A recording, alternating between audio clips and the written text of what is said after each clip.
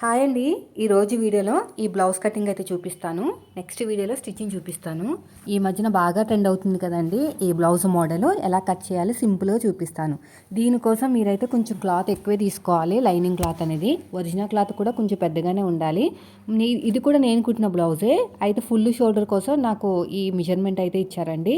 So నాకు full shoulder ఎంత ఉందో చెక్ చేసుకుని పక్కన పెట్టుకుంటాను. ఫిట్టింగ్ అంతా కూడా వేరే బ్లౌజ్ కుట్టాను. ఆ బ్లౌజ్ ఫిట్టింగ్ అయితే కావాలి అన్నారు. ఈ కుట్టు తగ్గించి ఆ కుట్టు వరకు చూసుకుంటే నాకు వచ్చేసి 15 ఇంచులు వచ్చింది. మళ్ళీ ఖర్చులకి మనం ఇంకొక హాఫ్ ఇంచ్ అయితే యాడ్ చేసుకుందాంలేండి. 15 ఇంచులు అనమాట. ఓకేనా, 7.5. ఇక్కడ వెనకాల నెక్ డీప్ వచ్చేసి వీళ్ళకి ఎంత ఉంది, ఎప్పుడో కుట్టిన బ్లౌజ్ అండి. 2 ఇయర్స్ బ్యాక్ కుట్టానమాట ఈ బ్లౌజు. వెనకాల వచ్చేసి 3 ఇంచులు వచ్చింది. సో 3 ఇంచుల కన్నా కొంచెం అదే 2 ఇంచుల కన్నా ఎక్కువ పెట్టమన్నారులేండి. చిన్న సైజు షోల్డర్ కూడా ఎంత ఉందో ఒకసారి అయితే చెక్ చేసుకుంటాను. సో ఇదంతా కూడా పక్కన పెట్టేసేయండి. ఇప్పుడు నెక్స్ట్ వచ్చేసి ఎల్ స్కేల్ అయితే తీసేసుకోండి. ఫస్ట్ హ్యాండ్స్ కట్ చేద్దాము. హ్యాండ్ అయితే 4 ఫోల్డింగ్ అయితే చేసుకోవాలి. ఇలా పెట్టేసుకుని ఇలా ఫోల్డ్ చేసేసుకోండి. చేసుకున్న తర్వాత ఎల్ స్కేల్ తీసేసుకోండి. ఇలా స్ట్రైట్గా లైన్ వేసేసేయండి. కింద కూడా ఖర్చుల కోసం ఒక హాఫ్ ఇంచ్ అయితే తీసుకోండి. మనం తీసుకున్న ఆది బ్లౌజ్లో హ్యాండ్ హైట్ ఎంత ఉందో ఒకసారి అయితే చెక్ చేయండి. కింద ఒక హాఫ్ ఇంచు ఖర్చు కొంచెం నీట్గా కట్ చేసుకుంటే సరిపోతుంది. ఇక్కడ కింద ఖర్చులు వదిలేసి పైన ఖర్చులతో కలిపి మార్కింగ్ వేసుకోండి. ఇక్కడ పైన ఇలా స్ట్రైట్గా లైన్ వేసేసేయండి. ఇలా బ్లౌజ్ని ఉల్టా తిప్పేసేయండి. పైన షోల్డర్ కుట్టు తగ్గించి సైడ్ జాయింట్ ఫస్ట్ కుట్టు వరకు ఎంత వచ్చిందో ఒకసారి చెక్ చేయండి. పైన షోల్డర్ కుట్టు తగ్గించి సైడ్ జాయింట్ ఫస్ట్ కుట్టు వరకు ఎంత వచ్చిందో చెక్ చేస్తే మనకి అర్థమైపోతుంది.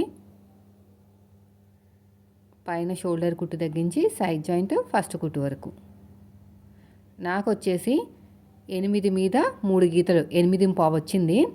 చంక డౌన్ వచ్చేసి 8వ నెంబర్తో వస్తే 3.5 తీసుకోవాలి. 3.5 తీసేసుకోండి. ఇలాగా ఇక్కడ కూడా అంతే 3.5. ఇక్కడ 3.5 తీసుకుని స్ట్రైట్గా లైన్ వేయండి.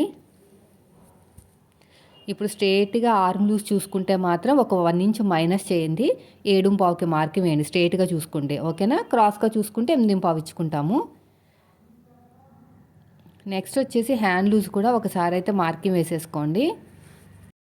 హ్యాండ్ లూజ్ కూడా మార్కింగ్ వేసుకుని ఇలా క్రాస్గా లైన్ వేసేసేయండి. ఇలాగా ఇక్కడ కూడా అంతే. నెక్స్ట్ వచ్చేసి స్ట్రైట్గా ఆర్మ్ లూజ్ 7.5 వచ్చింది కదా, ఇలాగా సగానికి ఫోల్డ్ చేసేసేయండి. ఇలాగా ఇక్కడ ఒక మార్కింగ్ వేయండి. దీన్ని కూడా పైకి ఇలా మార్కింగ్ వేసేసుకోండి.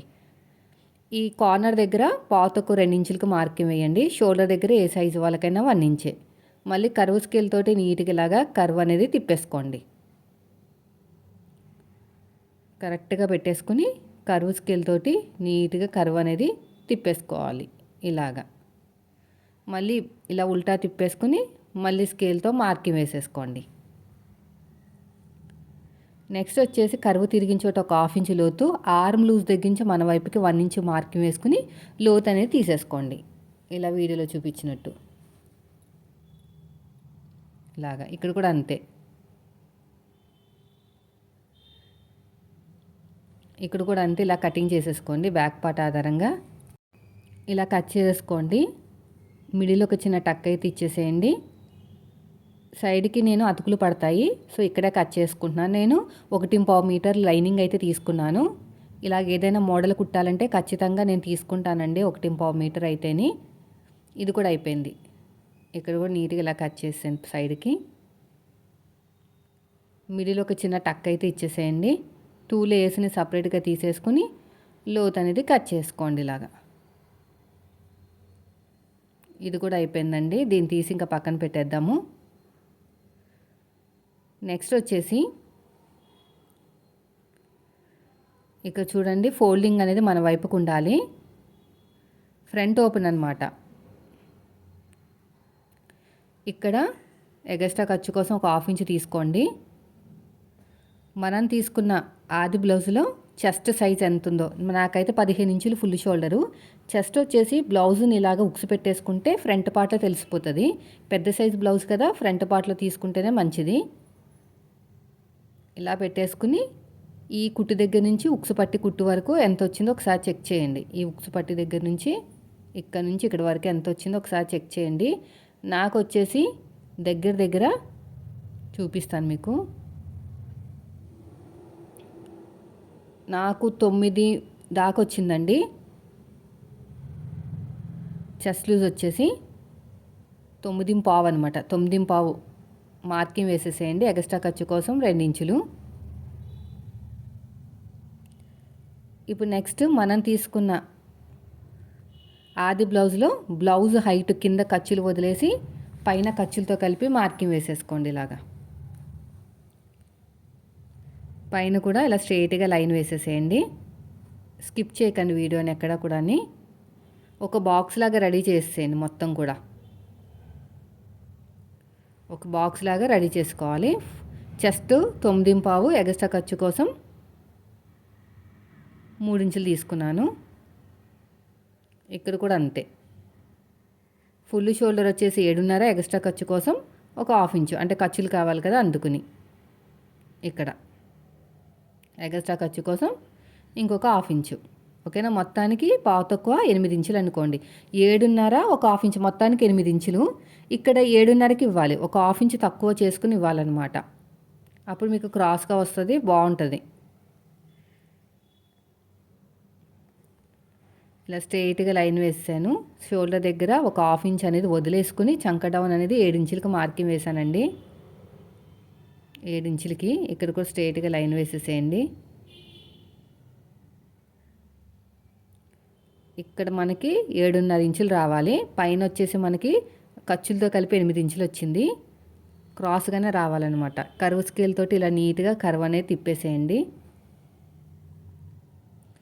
మళ్ళీ షోల్డర్ దగ్గర ఒక 1/2 ఇంచు ఖర్చు వదిలేసుకుని మనకి ఆర్మ్ లూజ్ అనేది మ్యాచ్ అవ్వాలి చెస్ట్కి. పైన ఫస్ట్ 1/2 ఇంచ్ ఎందుకు వదిలేసాను, మనం క్రాస్గా కట్ చేయాలన్నమాట. షోల్డర్ దగ్గర స్లోప్ ఇస్తూ కట్ చేయాలి బోట్ నెక్ బ్లౌజులకి. మళ్ళీ మనం షోల్డర్ జాయించడానికి ఖర్చు కావాలి కదా, దానికి ఒక 1/2 ఇంచు అలాగా. సో నెక్ వచ్చేసి నాకు 4 ఇంచులు వచ్చింది విడుతూ. నెక్ డీప్ వచ్చేసి వెనకాల 3 ఇంచులు తీసుకుంటున్నాను. 3 ఇంచులు ఇలా స్ట్రైట్గా లైన్ వేసేసేయండి. వేసుకున్న తర్వాత ఇలాగ బోట్ షేప్ అయితే ఇచ్చేసేయండి. ఇలాగా ఓకేనా. ఇప్పుడు మనకి ఉక్సులు కాజాలు పెట్టుకుంటానికి నెక్ దగ్గర ఒక 1/2 ఇంచ్ వదిలేసాను. ఇప్పుడు నెక్ డీప్ అనేది మనం తీసుకున్న ఆది బ్లౌజ్లో వీపు పార్ట్ హైట్ ఎంత ఉందో అంత తీసుకోవాలి. ఇక్కడ నాకు 3.5 తీసుకుంటున్నాను నెక్ విడ్త్ కింద. ఇలా స్ట్రైట్గా లైన్ వేసేసేయండి. ఇలాగా మనం రౌండ్ వేసుకున్నాం కదా, మనకి ఇలా క్రాస్గా వస్తుంది అనమాట ఆ కట్ వర్క్ అనేది. ఇలాగా పైనుంచి కింద వరకు క్రాస్గా కావాలి. వెనకాల డాట్ వేయట్లేదండి, ఇలా క్రాస్గా వేసుకోవాలి. ఈ బ్లౌజ్కి డాట్ వేసి అస్సలు బాగోదు, డాట్ వేయకూడదు. ఇలా వస్తుందండి క్రాస్గా. ఓకేనా, అంటే వాళ్ళు నాకు చూపించిన పిక్లో దగ్గరగా ఉందన్నమాట.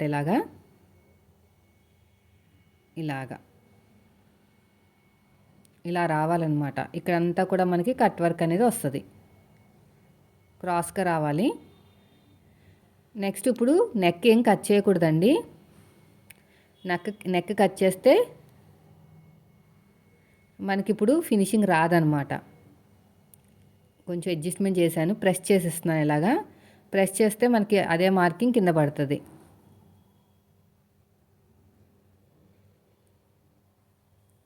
ఇది అయిపోయింది.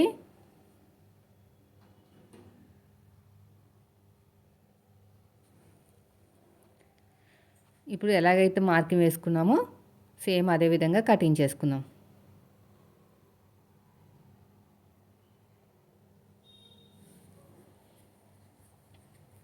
ఇక డాట్ వస్తుందిగా, నేను వేయను.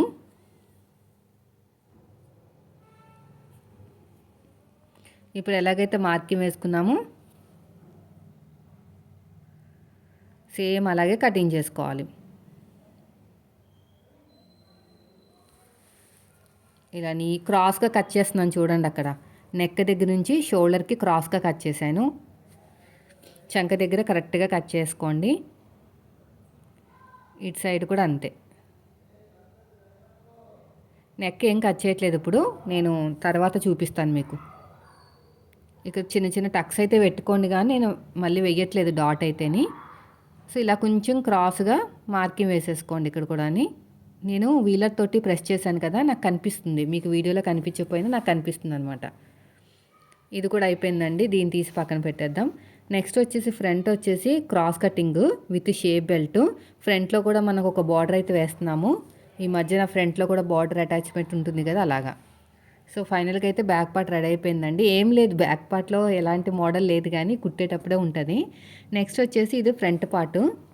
ఫోల్డింగ్ అనేది ఆపోజిట్లో పెట్టేసుకుని ఈ కోరాస్ అనేవి మన వైపుకు ఉండాలి, ఎందుకంటే ఫ్రంట్ హుక్స్ కదా. క్రాస్ కటింగ్ అనమాట వీళ్ళకి. యాక్చువల్గా ఇలాంటి బ్లౌజ్ వచ్చినప్పుడు స్ట్రైట్ కటింగ్ పెట్టుకుని ప్రిన్సెస్ కట్ పెట్టుకుంటేనే బాగుంటుంది, కానీ వీళ్ళు క్రాస్గా కావాలన్నారు. కానీ బాగా నచ్చింది వాళ్ళకి కూడా ఫిట్టింగ్. ఇది కుట్టప్పుడే 1 వీక్ అయిందండి. ఇప్పుడు యాసిడ్స్గా మార్కింగ్ అయితే వేసేసేయండి. ఇప్పుడు నేను ఎలాగైతే చూపిస్తున్నాను అలాగా. ఫ్రంట్ వచ్చేసి నార్మల్ డీప్ అనమాట. ఇది అయిపోయిన తర్వాత చంక దగ్గర కూడా అంతే. ఇక్కడ చేత్తో కన్నా స్కేల్ని మీరు తీసుకుంటే కరెక్ట్గా వస్తుంది అనమాట. ఈ చంక దగ్గర కూడా కరెక్ట్గా రౌండ్గా వేసేసుకోండి. ఇలా సైడ్ కూడా మార్కింగ్ వేసేసేయండి, ఒక 1 ఇంచ్ ఎగస్ట్రా. ఇక్కడ హైట్ దగ్గర కూడా అంతే. ఇలా మార్కింగ్ వేసుకుని ఇక్కడ 3 చోట్ల ఒక 2-3 చుక్కలు పెట్టుకుంటే మనకు అక్కడ 1/2 ఇంచ్ లోతు తీసుకుంటానికి ఈజీగా గుర్తుపట్టచ్చు అనమాట. షోల్డర్ దగ్గర ఎంత కావాలో కొంచెం అంత వదిలేయండి ఖర్చు. ఇక్కడ వచ్చేసి నెక్ అనేది చాలా ఇంపార్టెంట్. బోట్ నెక్ బ్లౌజ్ కదా, మనం తీసుకున్న బ్లౌజు డీప్ నెక్ బ్లౌజ్ అనమాట. ఇక్కడ ఒక 1/2 ఇంచ్ లోతు తీసేసేయండి. ఇక్కడ చూడండి, ఈ పక్క లైన్ నుంచి మనం చెక్ చేసుకోవాలి, ఓకేనా.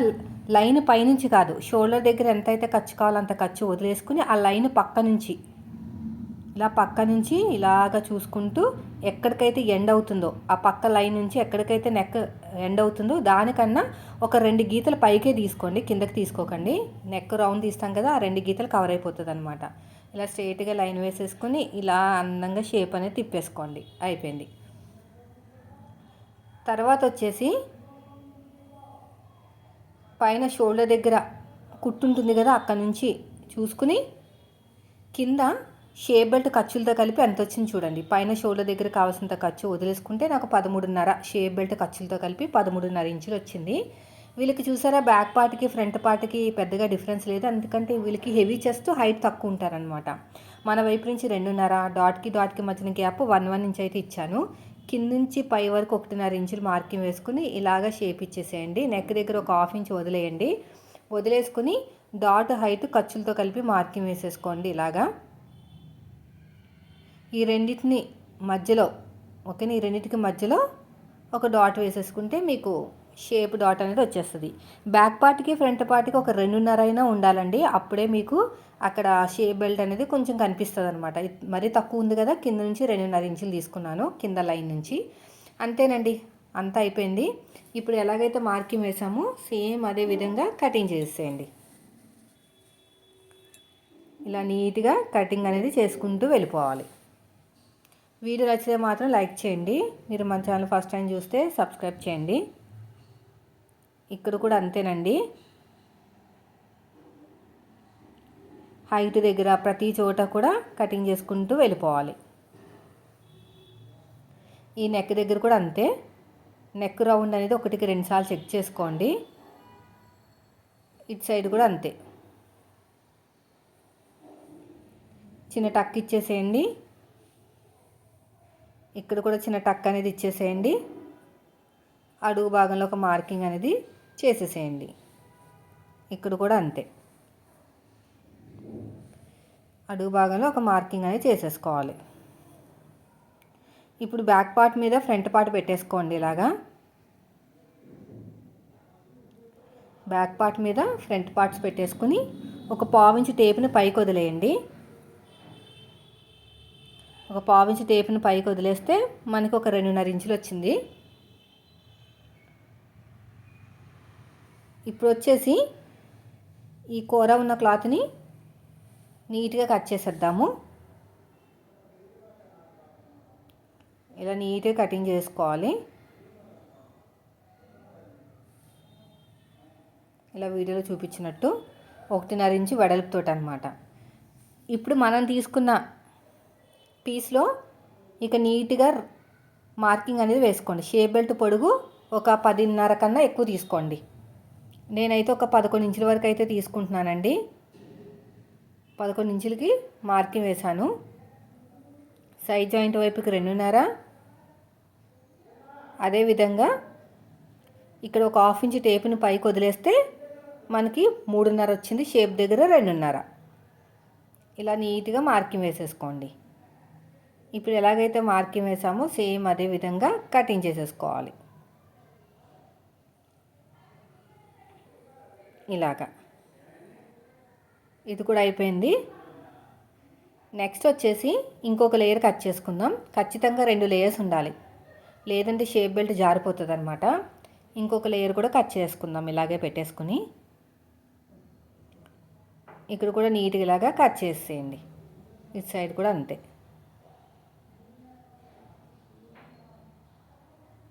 ఇలా మొత్తం కూడా ఇలా కట్ చేసుకుంటూ వెళ్ళిపోవాలి. అంతేనండి. చూసారా? నెక్స్ట్ వీడియోలో స్టిచ్చింగ్ చూపిస్తాను. వీడియో నచ్చితే లైక్